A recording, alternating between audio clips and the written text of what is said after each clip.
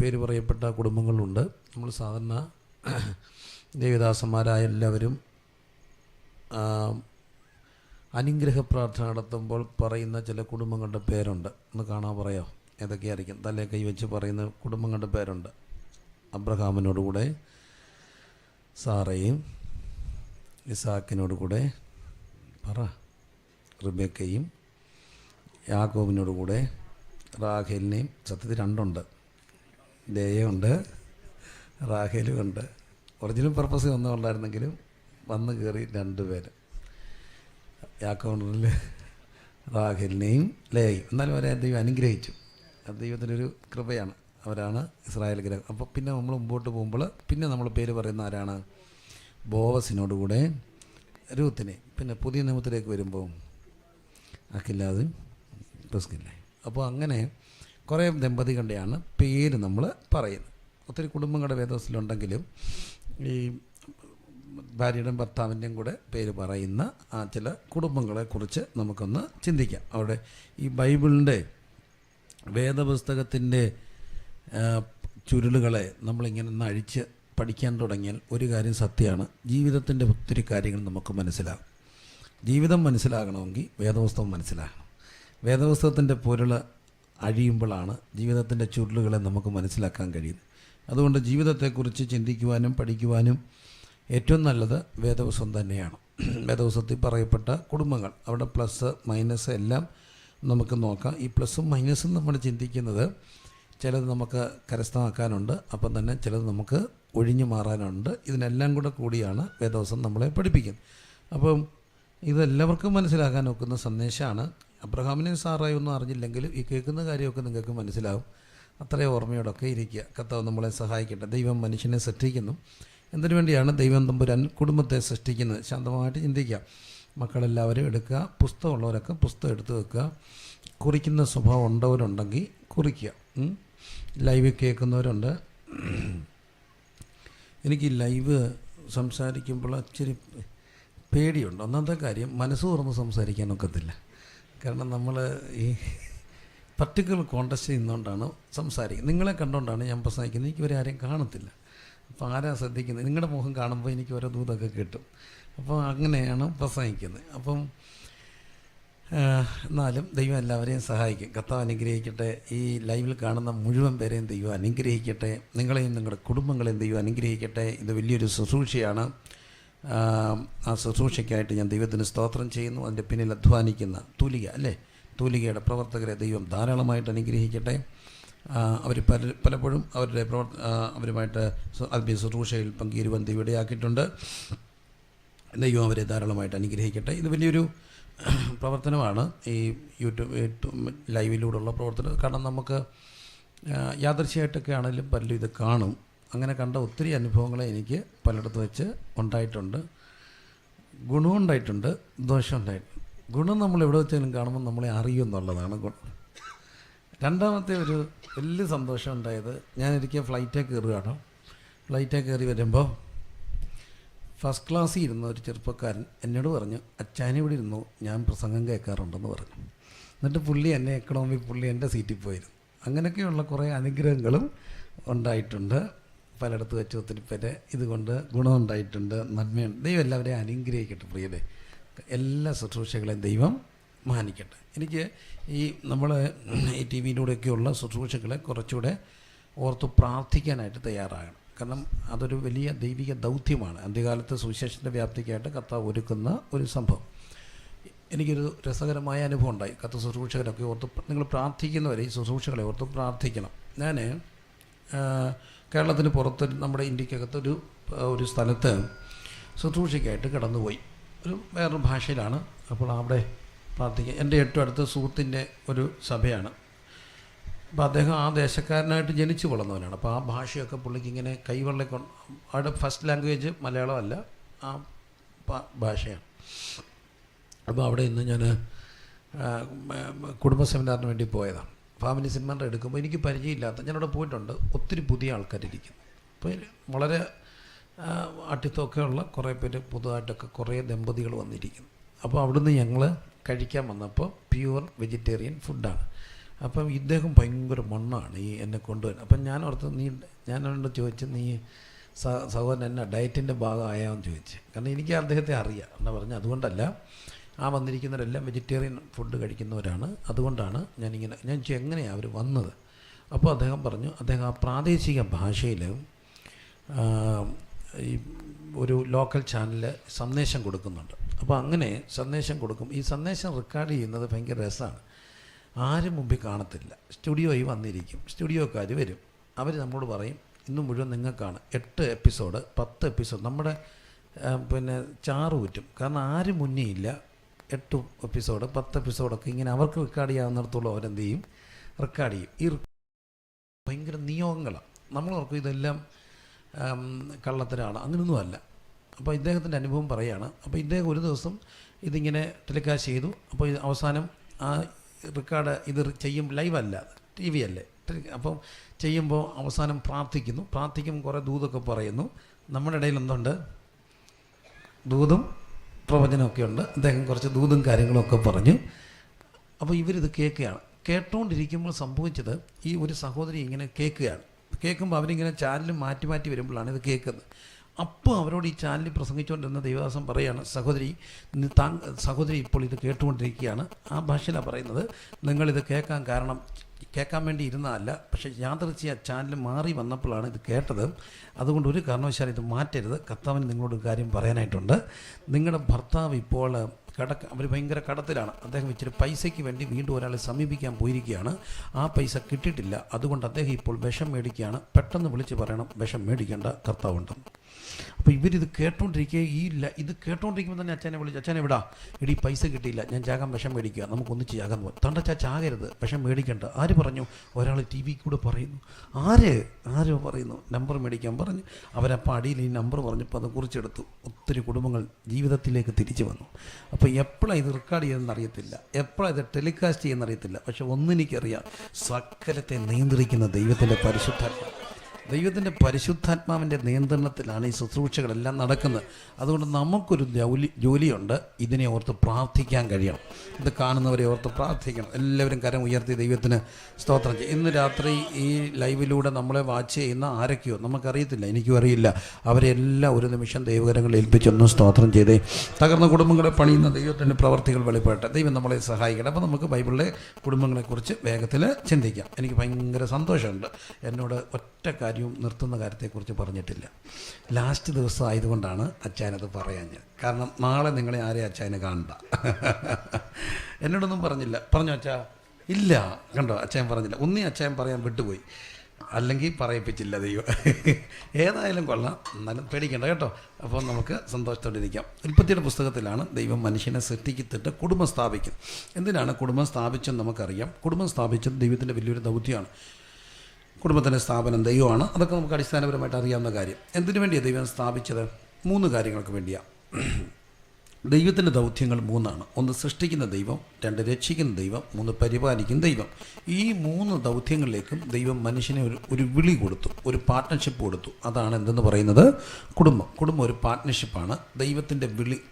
ദൈവത്തിൻ്റെ ദൗത്യങ്ങളിലേക്കുള്ള ഒരു വിളിയാണ് കുടുംബം എന്ന് പറയുന്നത്. എന്തിനാ മോനെ കല്യാണം കഴിച്ചത്? ഒന്നും കഴിക്കാതിരുന്നപ്പം കഴിച്ചു. എന്തോന്ന്? കല്യാണം. ഒന്നും കഴിക്കാതിരുന്നപ്പം കഴിച്ച കാര്യമല്ല കല്യാണം, ആണോ? അല്ല, ഒന്നും കഴിക്കാനില്ലപ്പം കഴിച്ച കല്യാണമാണ് തകർന്നു പോകുന്നത്. എല്ലാവരും ഒരുങ്ങി വേണം കുടുംബജീവിതത്തിലേക്ക് പ്രവേശിക്കാൻ. കാരണം അതൊരു വിളിയാണ്. എന്തിനുള്ള വിളി? ദൈവത്തിൻ്റെ ദൗത്യങ്ങളിൽ പങ്കുചേരാനുള്ള വിളി. എല്ലാവരും പറഞ്ഞ് ദൈവത്തിൻ്റെ ദൗത്യങ്ങളിൽ പങ്കുചേരാനുള്ള വിളിയാണ് കുടുംബം. അങ്ങനെ ദൈവം മനുഷ്യന് ആ വിളി കൊടുത്തിട്ട് ദൈവം മനുഷ്യനെ തോട്ടത്തിലാക്കി വെച്ചു. അവർ ഭയങ്കര സന്തോഷമായിരുന്നു. എന്നും സന്ധ്യയാകുമ്പോൾ ആര് വരും?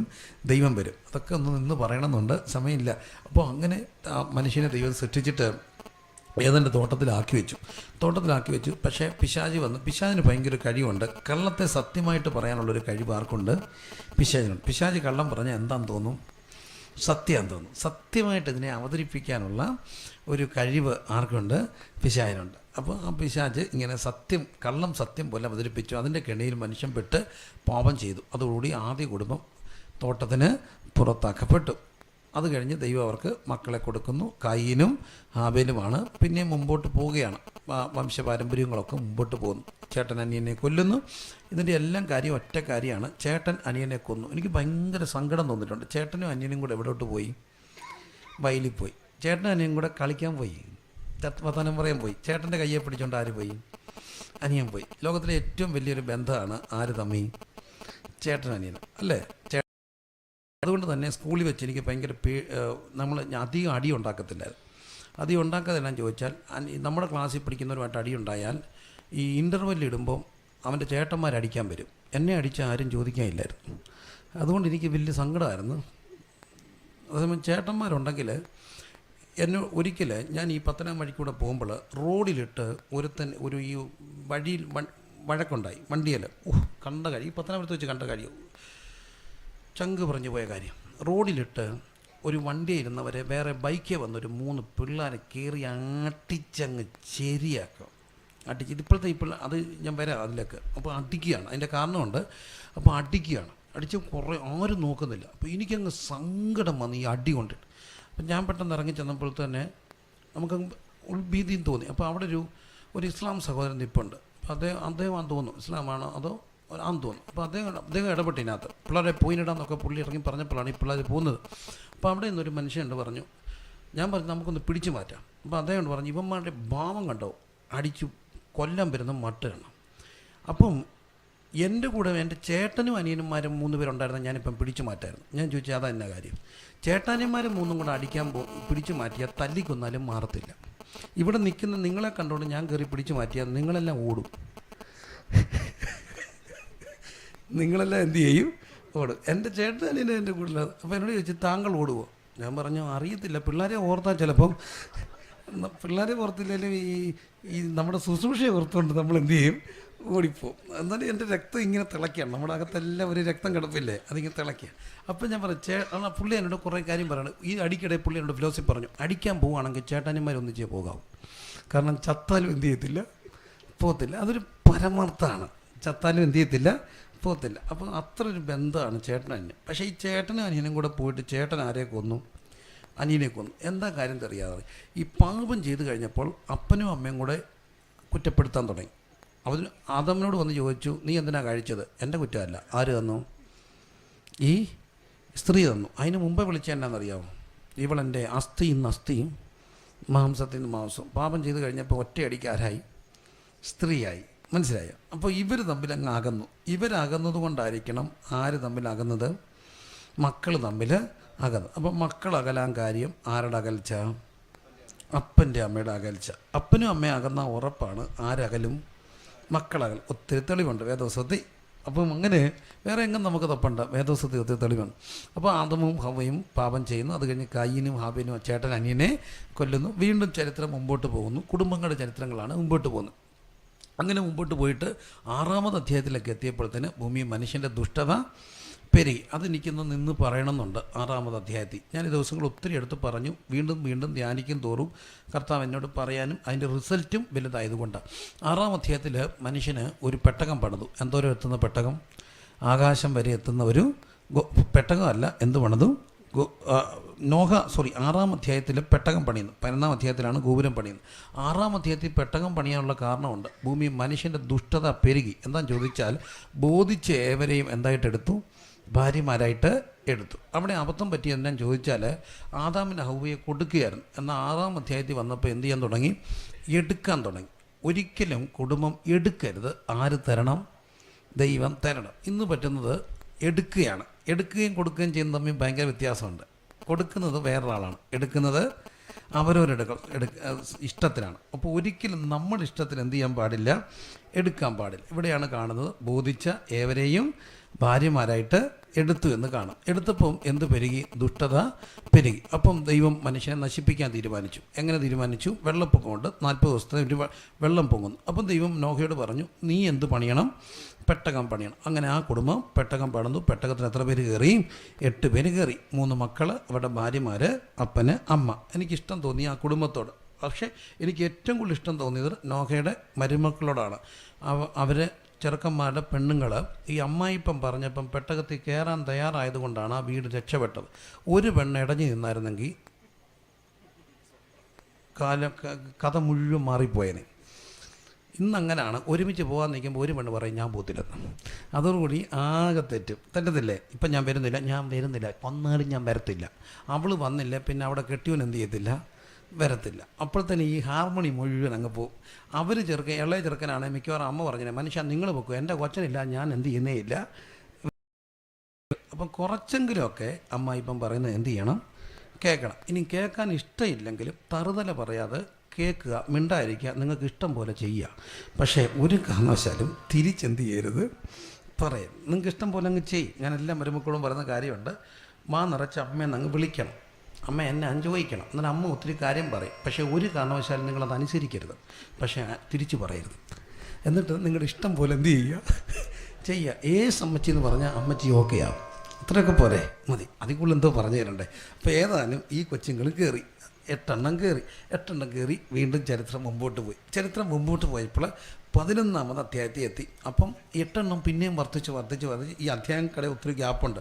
പെട്ടെന്നാണ്, അന്ന് ഈ മനുഷ്യന് ഭയങ്കര ആയുസല്ലേ, പെട്ടെന്നാണ് ഈ ചരിത്രം ഇങ്ങനെ മുമ്പോട്ട് പോകുന്നത്. അപ്പോൾ ആൾക്കാർ എണ്ണം കൂടി, നിമ്രോദിൻ്റെയൊക്കെ കാലമായി. അപ്പോൾ ആ സമയത്ത് വന്നപ്പോഴത്തേന് ഇവരൊരു ബാബേലിൻ്റെ ഒരു സംഭവങ്ങളൊക്കെ ഉണ്ടാകുന്നു. ബാബേലിലാണ് ബാബേലി ആരാധനകളൊക്കെ ഉണ്ടാകുന്നത്. അങ്ങനെ 11ാം അധ്യായം എത്തിയപ്പോഴത്തേന് ഇവരൊരു ഗോപുരം പണിതു. എന്ത് വരുത്തുന്ന ഗോപുരം? ആകാശം വരെ എത്തുന്ന ഒരു ഗോപുരം പണിതു. എല്ലാവരും പറഞ്ഞ് എന്ത് വരെ എത്തുന്ന ഗോപുരം? ആകാശം വരെ എത്തുന്ന ഗോപുരം പണിത് ദൈവത്തെ തോപ്പിക്കാൻ വേണ്ടിയാണ്. കാരണം ഇനിയും വെള്ളപ്പൊക്കം കൊണ്ട് വന്നാൽ ഞങ്ങളെല്ലാം കൂടെ എവിടെ കയറിയിരിക്കും? ഗോപുരത്തിൽ കയറിയിരിക്കും. അപ്പം തമ്പുരനെ തോപ്പിക്കാൻ വേണ്ടി ഒരു പണി ഇണക്കിയതാണ്. പക്ഷേ ദൈവത്തെ തോപ്പിക്കാനൊക്കെ ഒക്കത്തില്ല. അപ്പോൾ എന്തോ കലങ്ങിപ്പോയി, ഭാഷ കലങ്ങിപ്പോയി. ഇതൊരു അടിസ്ഥാന പ്രശ്നമാണ്. ഇന്ന് കുടുംബങ്ങളിൽ പ്രശ്നം ഒരു കലക്കമുണ്ട്. ഒരു കാര്യമില്ലാതാണ് എന്ത് കലങ്ങുന്നത്? ഭാഷ കലങ്ങുന്നത്. ഒരു കാര്യമില്ലാതെ ഭാഷ കലങ്ങുന്നത്. എന്തിനാണെന്ന് നമുക്ക് പോലും അറിയത്തില്ല. ഒരു കാര്യമില്ലാതാണ് വഴക്കുണ്ടാകുന്നത്. എന്താണെന്ന് അറിയത്തില്ല. എന്തോ കലക്കുക, ഭാഷ കലങ്ങും. ഈ ഭാഷ കലങ്ങുമ്പോൾ എന്തോ പറ്റുമെന്നറിയോ? ചിലപ്പം കൊതിച്ച് ഫ്രൈഡ് റൈസ് പിടിക്കുന്ന അമ്മമ്മ കഷ്ടപ്പെട്ട് ഫ്രൈഡ് റൈസ് വെക്കുന്ന അന്നായിരിക്കും ഈ കലക്കം ഉണ്ടാകുന്നത്. ചെറുക്കത്തിൽ ആരും എന്ത് കഴിക്കത്തില്ല, പിള്ളേർ മാത്രം കഴിച്ചിട്ട് കിടക്കും. ഈ വെച്ച അമ്മ ഇത് കഴിക്കത്തില്ല. കാരണം ഒരു കാര്യമില്ലാതെ ഒരു പിണക്കം ഉണ്ടായി. അത് എതുവഴിയെങ്കിലുമൊക്കെ കയറി വരും. ചിലപ്പം കയറി വരുന്നത് പിള്ളേരിൽ കൂടെ ആയിരിക്കും, ചിലപ്പം കയറി വരുന്നത് വേറെ ആരെങ്കിലും കൂടെ ആയിരിക്കും, ചിലപ്പോൾ എന്തെങ്കിലാണെന്ന് അറിയത്തില്ല. എന്ത് കലങ്ങിപ്പോവും? ഭാഷ കലങ്ങിപ്പോവും. ഈ ഭാഷ കലങ്ങുന്ന ഒരു ദുഷ്ടശക്തി എല്ലായിടത്തും ഉണ്ട്. ഞാനതിന് ഇത് പറയാൻ വേണ്ടി പറയുന്നൊരു ഉദാഹരണമുണ്ട്. എന്നെ കർത്താവ് പഠിപ്പിച്ച ഉദാഹരണം. ഭാഷ ചെറിയ ഒരു കാര്യമില്ല. ഞാൻ ആദ്യമായിട്ട് കൺവെൻഷൻ പ്രസംഗിക്കാൻ പോവാം. അപ്പം ഇത് ഞാൻ ഒത്തിരി എടുത്ത് പറഞ്ഞിട്ടുണ്ട് കേട്ടോ. അപ്പോൾ എൻ്റെ അമ്മ അവിടെ ഇരിപ്പുണ്ട്. അപ്പോൾ അമ്മയുടെ മുഖം ഇങ്ങനെ ഇരിക്കുകയാണ്. ഈ അമ്മമാരുടെ മനസ്സിലെന്താ നമുക്ക് ചിലപ്പോൾ അറിയത്തില്ല, ഇങ്ങനെ ഇരിക്കുക. അപ്പം ഞാൻ കല്യാണം കഴിച്ചേ, അതുകൊണ്ടാണ്. അപ്പം കല്യാണം കഴിച്ച സമയമാണ്. അപ്പം ഞാൻ അമ്മയോട് പറഞ്ഞു, അമ്മ ഞാൻ പൊക്കോട്ടെ. പോടാ. അമ്മ വരുന്നോ? വരുന്നില്ല. അമ്മയ്ക്ക് എന്താ പറ്റി? അമ്മയ്ക്കൊന്നും പറ്റിയില്ല. എടാ അമ്മ എന്തോടാ? എന്തോ അമ്മേ? ഒന്നുമില്ലടാ, പോ. അപ്പം ഞാൻ പപ്പയും കൊണ്ട് പ്രാർത്ഥിപ്പിച്ച് ഇറങ്ങുക. ആദ്യമായിട്ട് കൺവെൻഷൻ പ്രസംഗിക്കാൻ പോകുന്ന ഒരു ജീവിതത്തിൻ്റെ ഒരു സുശേഷനെ സംബന്ധിച്ചോളം കൺവെൻഷൻ പ്രസംഗിക്കുന്ന ഒരു സംഭവമല്ലേ ആദ്യമായിട്ട്. അതല്ലാതെ ഇപ്പോഴും ഒരു അനുഗ്രഹമാണ്. അപ്പം ഞാൻ എൻ്റെ വണ്ടി എടുത്തുകൊണ്ട് വീട്ടിൽ നിന്ന് ഇറങ്ങുമ്പോൾ അന്നൊരു ജീപ്പും കൊണ്ട് ഇറങ്ങുമ്പോൾ പെട്ടെന്ന് എൻ്റെ മനസ്സിലങ്ങ് കലുഷിതമായി. എന്താ പറ്റി എൻ്റെ അമ്മയ്ക്ക്? മറ്റേ അമ്മ ഭയങ്കര ലൈവാണ്. അപ്പം ഞാൻ വണ്ടി ഇട്ടിട്ട് കയറി ചെന്നിട്ട് ചോദിച്ചു. അപ്പോൾ എനിക്കൊരു ആശയം കിട്ടി. ഞാൻ ചെന്നിട്ട് പറഞ്ഞു, അമ്മയുടെ മോനെ ആദ്യമായിട്ടൊരു യോഗത്തിന് പ്രസംഗിക്കാൻ പോലും എൻ്റെ ചക്കരയും ഒന്ന് പ്രാർത്ഥിച്ച് വിട്ടേമേ. ഒരൊറ്റ കരച്ചിലും ഒരു പ്രാർത്ഥനയും. എന്തിനാ ഇങ്ങനെ ഇരുന്നറിയാമോ? അമ്മ ഓർത്തു അമ്മയുടെ മോനെ ആദ്യമായിട്ട് കൺവെൻഷൻ പോലെ അമ്മയുടെ അടുത്ത് എന്ന് പറയും, അമ്മേ എനിക്ക് വേണ്ടി ഒന്ന് പ്രാർത്ഥിക്കാൻ. ഈ അമ്മ എന്നാൽ പിന്നെ അങ്ങ് പറഞ്ഞാൽ പോലെ ഇങ്ങോട്ട് വാടാ ഞാനൊന്ന് പ്രാർത്ഥിക്കട്ടെന്ന്. ഇതൊട്ട് പറയത്തുമില്ല. ഇത് പറയാതെ ഞാൻ പോയിരുന്നെങ്കിൽ ഒരു കുഴപ്പം പറ്റിയേനെ. എന്താണെന്നറിയാമോ? ഇത് മുഴുവൻ എൻ്റെ ഭാര്യയുടെ മണ്ടയ്ക്കോട്ട് വീണേനെ. അത് മുഴുവൻ ഇവിടെ ഞാൻ ചെല്ലുമ്പം തിരിച്ച് എൻ്റെ ഇങ്ങോട്ട് വീണേനെ. അത് മുഴുവൻ അങ്ങോട്ട് വീണേനെ. ചുരുക്കത്തിൽ കൺവെൻഷൻ കഴിഞ്ഞ് വരുമ്പോൾ സകല സന്തോഷം പോയേനെ. എന്നോട് ഈയിടയ്ക്കൊരു ഭൂതത്തിൻ്റെ മേൽ ഭയങ്കര അധികാരമുള്ള ഒരാൾ പറഞ്ഞു, ഞാൻ ഈ ഭൂതപരിപാടി നിർത്തി. ഞാൻ ചോദിച്ചു, അതല്ല, ഭൂതത്തെ ഇറക്കി വിട്ടിട്ട് വീട്ടിൽ വരുമ്പോൾ അതിലും വലിയൊരു ഭൂതം ഇങ്ങനെ അടിഞ്ഞാടി വരും. അതുകൊണ്ട് എൻ്റെ പൊന്നു കർത്തദാസന്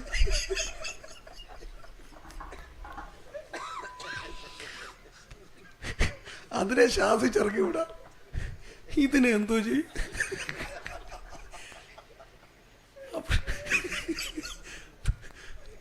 മറ്റേത് ശ്വാസിച്ചാൽ പോവും, ഇത് ശ്വാസിച്ചാൽ പോകത്തില്ല. അപ്പം ഒരു കാര്യമില്ലാതാണ് ഈ പിശാച് എന്തോ കലക്കുന്നത്, ഭാഷ കലക്കും. ഇതൊരു പരമാർത്ഥമല്ലേ. നമുക്കാകെപ്പാടെ എൻ്റെ ജീവിതത്തിൻ്റെ ഫിലോസഫി തന്നെ ഞാൻ പറയാം. എൻ്റെ ഒരു ലൈഫിനെ ഒത്തിരി ചേഞ്ച് ചെയ്തൊരു ചിന്തയുണ്ടേ. പരമാർത്ഥമായ കാര്യമാണ്. നിങ്ങൾ ഇഷ്ടപ്പെട്ടാലും ഇഷ്ടപ്പെട്ടില്ലെങ്കിലും നിങ്ങളെല്ലാവരും വീട്ടിൽ പോയി ഒന്ന് വർക്കൗട്ട് ചെയ്യണം. അങ്ങനെ വർക്കൗട്ട് ചെയ്ത് ഒത്തിരി പേർക്ക് മാറ്റം ഉണ്ടായിട്ടുണ്ട്. ഒരു മനുഷ്യൻ്റെ ആയുസ് 70, ഏറെയായ 80. ഏറെയാണേ, 80 വരെ പോകണം നിർബന്ധമില്ല. 70, ഏറെയായ 80. കൊളസ്ട്രോളിൻ്റെ ലെവലും ഷുഗറിൻ്റെ പോക്കും ഒക്കെ കണ്ടാൽ എവിടം വരെ പോകുമെന്നുള്ളത് കർത്താവിന് മാത്രം അറിയാം. ഏതായാലും അതിൽ കൂടുതലൊക്കെ ആഗ്രഹിക്കുന്നവർ ഒറ്റ കാര്യം കൂടെ ആത്മാർത്ഥമായിട്ട് പ്രാർത്ഥിച്ചോണം, ആരോഗ്യം കൂടെ. ആരോഗ്യത്തോടു കൂടിയോ മുമ്പോട്ട് പോകാവും. ഇല്ലെങ്കിൽ ഭയങ്കര ബോറല്ലേ? ആണോ അല്ലയോ? ആണ്, ഭയങ്കര ബോറാണ്. അപ്പോൾ ആരോഗ്യം വേണം, വേണ്ടേ? ആരോഗ്യമില്ലാത്ത ആയുസ് ഭയങ്കര ദോഷമാണ്. കാരണം നമുക്ക് സമയവും പോകത്തില്ല, വല്ലാത്ത ബുദ്ധിമുട്ടാവും. അങ്ങനെ ബുദ്ധിമുട്ടുന്ന ഒത്തിരി പേരുണ്ട്. ഏതായാലും 70, ഏറെയായ 80. 80 വരെ നിങ്ങൾ ജീവിച്ചാൽ നമുക്ക് 29,200 ദിവസമുണ്ട് നമ്മുടെ ജന്മം മുതൽ. എങ്ങനെ അറിയാം? 80 × 365, 29,200. ഒരു 29,000 ദിവസമുള്ളൂ നമ്മുടെ ഈ ഭൂമിയിലെ ആയുസ്. അതിനകത്ത് നമ്മളൊരു 27 വയസ്സിലൊക്കെ ആയിരിക്കും കല്യാണം കഴിക്കുന്നത്. അപ്പം നമുക്ക് ആകെപ്പാടെ ഒരാരോഗ്യമുള്ള 40-ന് മുമ്പ് ഇപ്പം മിക്കവരും BP ആവും, കൊളസ്ട്രോൾ ആവും. 40-45 അസുഖങ്ങൾ തുടങ്ങും. അത് BP ആയിട്ടായിരിക്കും തുടങ്ങുന്നത്. അപ്പോഴേ ഡോക്ടർ മരുന്ന് തരും. 3 വർഷം മരുന്ന് കഴിക്കുമ്പോൾ ഷുഗർ കൂടെ തുടങ്ങിക്കോളും. ഷുഗറിൻ്റെ മരുന്ന് കഴിക്കുമ്പോൾ കൊളസ്ട്രോൾ കൂടെ ആയിക്കോളും. അപ്പോൾ അങ്ങനെ ഒരു 50-55 ആകുമ്പോഴത്തേനും മനുഷ്യൻ്റെ എന്ത് കുറയും? ആരോഗ്യമെല്ലാം കുറയും. 55-60 ഇതൊക്കെ ഒരു പരമാർത്ഥമായ കാര്യമാണ്. അല്ലെങ്കിൽ ഡോക്ടേഴ്സിനൊക്കെ ഡിസ്കസ് ചെയ്ത കാര്യം. അപ്പോൾ ഈ പണ്ടത്തെ മനുഷ്യർ കുറച്ച് ലൈഫ് സ്പാനും ആരോഗ്യമുള്ള ലൈഫ് സ്പാൻ ഉണ്ടായിരുന്നു. പക്ഷേ ഇന്ന് അങ്ങനല്ല. എനിവേ പോട്ടെ, ആരോഗ്യത്തെക്കുറിച്ച് ചിന്തിക്കേണ്ട, എന്നാലും ആയുസിനെക്കുറിച്ച് ചിന്തിക്കാം. അപ്പം നമുക്ക് ഒരു ഇത്രയും വർഷമുള്ളൂ ഭൂമിയിലെ ജീവിതം. അപ്പോൾ ഉറപ്പായിട്ടും ഇന്ന് ചിന്തിക്കണേ, 45 വയസ്സുള്ള ഒരു ചേച്ചിയുടെ ഭർത്താവിന് ഏറ്റവും കുറഞ്ഞത് ഭർത്താവ് ഒരു 5 വയസ്സെങ്കിലും എന്തായിരിക്കണം? മൂത്തായിരിക്കും നമ്മുടെ നാട്ടുകാർക്കനുസരിച്ച്. ഇനി അതല്ലാത്ത ആരെങ്കിലും ഉണ്ടെങ്കിൽ ആരോടും പറയാതിരിക്കുക, പേര് വിളിക്കാതിരിക്കുക. കഴിവതും മനുഷ്യൻ്റെ മുമ്പിൽ വെച്ച് അച്ചാച്ചാന്ന് മാത്രം വിളിക്കുക, അല്ല ചേട്ടാന്ന് വിളിക്കുക. അങ്ങനെയൊക്കെ നമുക്ക് അഡ്ജസ്റ്റ് ചെയ്തങ്ങ് പോവുക. ആരോടും പറയരുത്. ഡേറ്റ് ഓഫ് ബർത്ത് ആരും ചോദിക്കത്തില്ലല്ലോ. അപ്പോൾ ഏതായാലും 45 വയസ്സുള്ള ചേച്ചിക്ക് 50 വയസ്സുള്ള അച്ഛന് 5 വയസ്സ് മൂത്തായിരിക്കുമല്ലോ. അങ്ങനെയാണെങ്കിൽ നിങ്ങൾ ഇനി ഒന്നിച്ച് എത്ര നാളുണ്ട്? 30 വർഷം കൂടെ ഉണ്ട്, 80 ആണെങ്കിൽ. പക്ഷേ 30 വർഷം നിങ്ങൾ ഒന്നിച്ചുണ്ടോ? 30 വർഷം. അപ്പോൾ ഒരു കാര്യം, ചേച്ചിക്ക് 75 ആകുമ്പോഴേ അച്ഛൻ 80 ആവും. അപ്പോൾ അപ്പോഴത്തേനും പോവും. അപ്പോൾ 45 ഉള്ള ചേച്ചിക്ക് അച്ഛൻ 50 ആണെങ്കിൽ ഇനി 30 വർഷമേ നിങ്ങൾ ഒന്നിച്ചുള്ളൂ. പേടിക്കണ്ട, ഉള്ളൂ. 3 1 9, 3 6 18, 10,000 ദിവസമേ ഒന്നിച്ചുള്ളൂ. ഈ 10,000 ദിവസം അച്ഛൻ ഗൾഫിലാണെങ്കിൽ അതുമില്ല. വർഷത്തിൽ 3 ദിവസം 30 ദിവസം വെച്ച് വരും, 45 ദിവസം. അങ്ങനെയാണ് ഇനി ഒരു 450 ദിവസമേ ഒന്നിച്ചുള്ളൂ. ഈ ദിവസം ഒരു കാരണവശാലും പിണങ്ങരുത്.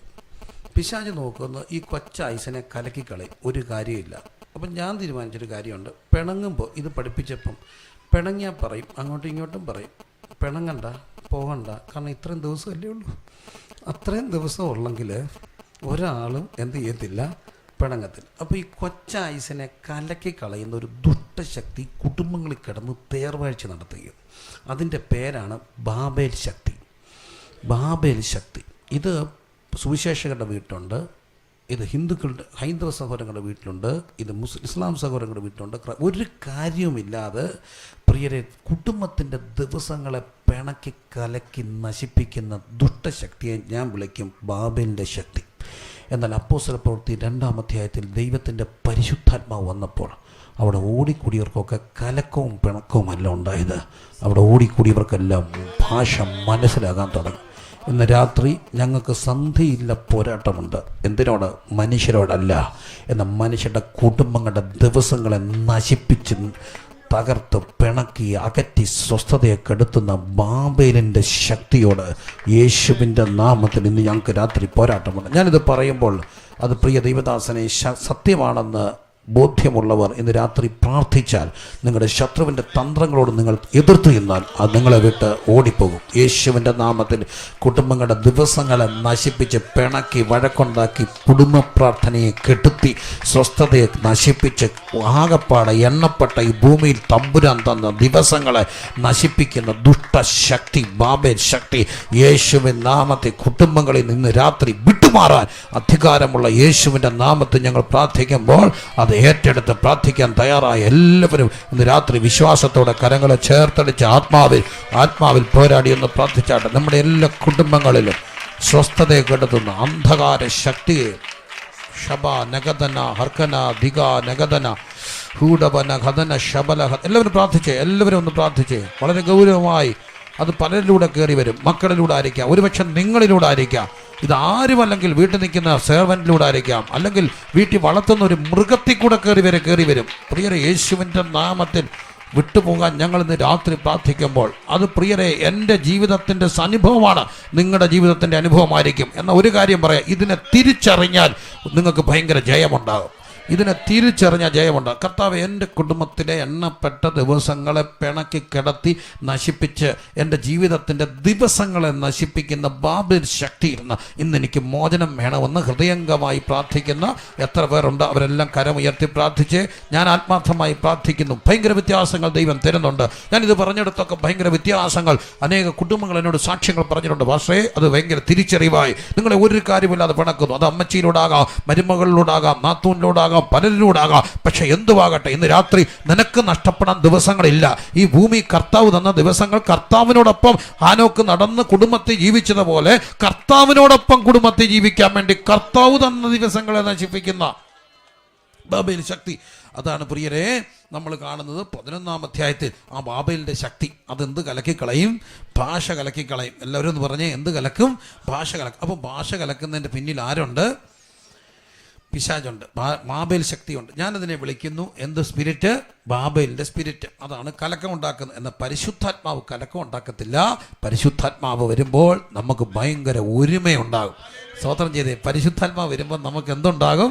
ഒരുമയുണ്ടാകും. ഇന്ന് രാത്രി നിങ്ങളുടെ ഒരുമയെ തകർക്കുന്ന, ഭാഷയെ മനസ്സിലാക്കാതെ കലക്കി വൈരുദ്ധ്യപ്പെടുത്തുന്ന ആ ദുഷ്ടസ്വാധീനത്തിൽ നിന്ന് വിടുതൽ പ്രാപിപ്പാൻ കർത്താവിനോട് വളരെയധികം പ്രാർത്ഥിച്ചോണം, വളരെയധികം പ്രാർത്ഥിക്കണം. ബാബേലിൻ്റെ ശക്തി.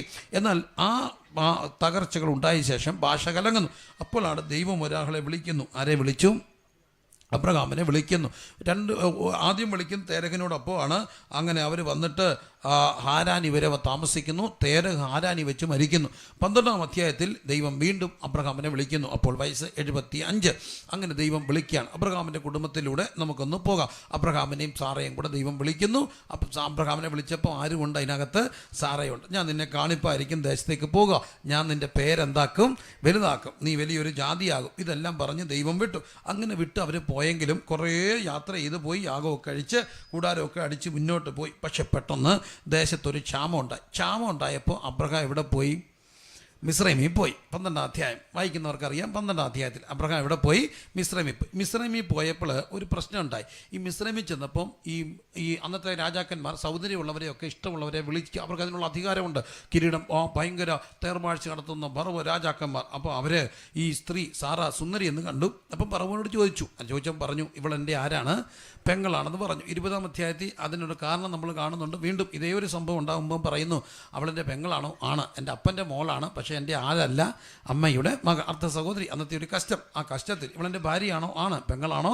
പെങ്ങളാണ്. അപ്പം രണ്ടുമാണ്. പക്ഷേ ഒരു വിശുദ്ധ കള്ളം. അങ്ങനെ സാറ എവിടെ പോയി? ഫറവോൻ്റെ കൊട്ടാരത്തിൽ പോയി. പക്ഷേ ഈ കൊട്ടാരത്തിൽ പോയത് കൊണ്ടൊരു പ്രശ്നമുണ്ടായി. 17-ാം അധ്യായത്തിൽ അബ്രഹാമിൻ്റെ ഭാര്യയായ സാറായി നിമിത്തം യഹോവ ഫറവോനെയും അവൻ്റെ കുടുംബത്തെയും അത്യന്തം ദണ്ഡിപ്പിച്ചു. 12-17.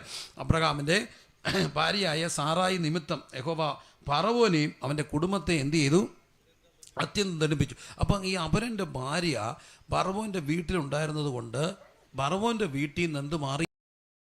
ഞാനൊരു രോഗത്തിന് വേണ്ടി ബ്ലഡ് കൗണ്ട് കൂടി നിൽക്കുന്ന അരോഗവാനായ ഒരു കുഴപ്പമില്ലായിരുന്നു ചെറുക്കൻ പെട്ടെന്ന് ബ്ലഡ് കൗണ്ട് കൂടുന്നു, അപായകരമായ ഒരു ബ്ലഡ് കൗണ്ട് കൂടുന്നു. അപ്പോൾ പ്രാർത്ഥിച്ചപ്പോൾ ഇങ്ങനെ ഒരു കാര്യത്തിൽ മാറ്റം വരണമെന്ന് പറഞ്ഞപ്പോൾ പറഞ്ഞു, 100% എൻ്റെ വീട്ടിൽ എൻ്റെ ഭാര്യ അല്ലാതെ മറ്റൊരു സ്ത്രീയില്ല, എനിക്ക് ആരുമായിട്ട് ഒരു ബന്ധവും ഇല്ല, ഞാൻ വളരെ ആ കാര്യത്തിൽ എനിക്ക് ദൈവസന്ധി പ്രാഗൽഭ്യം. അപ്പം പിന്നെന്താ കർത്താവ് അങ്ങനെ പറഞ്ഞത്?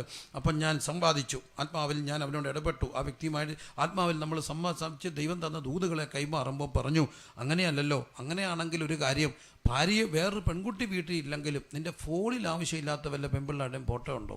അപ്പം പറഞ്ഞു അതൊക്കെ ഉണ്ട്, അത് മതി ദണ്ഡനം വരാൻ. അപ്പം ഞാൻ പറഞ്ഞു അതെല്ലാം ഡിലീറ്റ് ചെയ്യാൻ പറഞ്ഞു. അത് മുഴുവൻ ഡിലീറ്റ് ചെയ്ത് തീരുമാനിച്ചപ്പോൾ ബ്ലഡ് കൗണ്ട് നോക്കിയപ്പോൾ കൂടി നിന്നത് കുറയുന്നത് ഞാൻ കണ്ടു. അപ്പോൾ എനിക്കൊരു കാര്യം മനസ്സിലായി, ആവശ്യമില്ലാത്തത് എന്തെങ്കിലും വീട്ടിൽ കയറിയാൽ ആ വീട്ടിൽ നിന്ന് ദണ്ഡനം മാറത്തില്ല.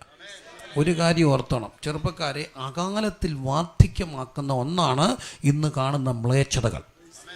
വളരെ ഞങ്ങളിത് പറഞ്ഞില്ല പിന്നെ ആരാ പറയുന്നത്? ഭൂമിയുടെ വലിയൊരു ഒരു ഭയങ്കര അപകടകരമായ ഒരു പ്രവണതയിലേക്ക് പോവുകയാണ്. മ്ലേച്ഛതകൾ കാണാൻ ആർക്കും ലൈസൻസ് ആകുന്ന ഒരു കാലം. കാരണം അവനവൻ്റെ സ്വന്തം ഫോണിൽ ഇഷ്ടം പോലെ കണ്ട് രസിക്കുമ്പോൾ ഓർത്തോണം, അകാലത്തിൽ രോഗിയായി പോകും. ഒരു കാരണവശാലും ഇങ്ങനെയുള്ളത് ഒന്നും നമ്മുടെ കയ്യിൽ ഇല്ലായിരുന്നാൽ ദൈവം നിനക്ക് രോഗസൗഖ്യവും ആരോഗ്യം തരും. പൂർണ്ണ വാർദ്ധക്യത്തിൽ കറ്റയടുക്കി വെച്ചതുപോലെ കർത്താവിൻ്റെ സന്ധി പ്രവേശിപ്പാൻ ഇടയാക്കും. അകാലത്തിൽ പൊലിപ്പിച്ച് അകാലത്തിൽ വാർദ്ധക്യം വരുത്തി വെച്ച് രോഗത്തിന് അട്ടിമയാക്കി പെട്ടിക്കകത്ത് നിന്നെ ഒടുക്കി കട്ടിലേക്ക് കിടത്തണം എന്നുള്ളതാണ് പിശാചിൻ്റെ പദ്ധതി. അതിനാണ് പിശാച് ഇങ്ങനത്തെയുള്ള മ്ലേച്ഛതകളുടെ സ്പിരിറ്റുകൾ കൊണ്ടിടുന്നത്. എന്നാൽ ദൈവത്തിൻ്റെ പദ്ധതി അതല്ല. നീ ആരോഗ്യത്തോടെ ഇരുന്ന് കുടുംബത്തിൽ ജീവിച്ച് രോഗസൗഖ്യവും ആരോഗ്യവും പ്രാപിച്ച് ഹല്ലേലൂയ ദീർഘായുസ്സോടെ തൃപ്തിപ്പെട്ട് മക്കളുടെ മക്കളെയും കണ്ട് കർത്താവിൽ ആനന്ദിക്കണമെന്നുള്ളതാണ് ദൈവത്തിൻ്റെ പദ്ധതി. ഇന്ന് രാത്രി ദൈവത്തിൻ്റെ പദ്ധതികൾ എൻ്റെ വീട്ടിൽ മതി, അതിന് വിരുദ്ധമായിട്ടുള്ളത് ഒന്നും വേണ്ട കർത്താവേ എന്ന് തീരുമാനിക്കാൻ താല്പര്യമുള്ളവരൊക്കെ കരമുയർത്തി കർത്താവിനോടൊന്ന് പറഞ്ഞ്, കർത്താവേ മ്ലേച്ഛതകളൊന്നും വീട്ടിൽ കയറരുത്. എന്ത് പറ്റുമെന്നറിയാമോ? ദണ്ഡനം വരും. ദണ്ഡനം. ഫറവോന്റെ വീട്ടിൽ നിന്ന് എന്ത് മാറിയില്ല? ദണ്ഡനം മാറിയില്ല. ഒറ്റ കാര്യം, ആരുണ്ടായിരുന്നത് കൊണ്ട്? സാറാ ഉണ്ടായിരുന്നു. അതുകൊണ്ട് ഏതെങ്കിലും തരത്തിലുള്ള ദണ്ഡനങ്ങൾ വരാൻ കാരണമായ എന്തെങ്കിലും നമ്മുടെ ജീവിതത്തിൽ ഉണ്ടെങ്കിൽ അത് ചിലപ്പോൾ ഒരുപക്ഷെ ബന്ധങ്ങളായിരിക്കത്തില്ല, പക്ഷെ അതിലും വലിയൊരു ബന്ധനമാണ് മ്ലേച്ഛതകൾ കാണുന്നത്. കർത്താവേ ജയം തരണമേ എന്ന് പ്രാർത്ഥിച്ചോണേ, ആത്മാർത്ഥമായി പ്രാർത്ഥിച്ചോണേ. കർത്താവേ ജയം തരണം. എന്തിനാ? അകാലത്തിൽ നിന്നെ വാർദ്ധക്യപ്പെടുത്തി അകാലത്തിൽ രോഗിയാക്കി കട്ടിലേക്ക് കിടത്തി.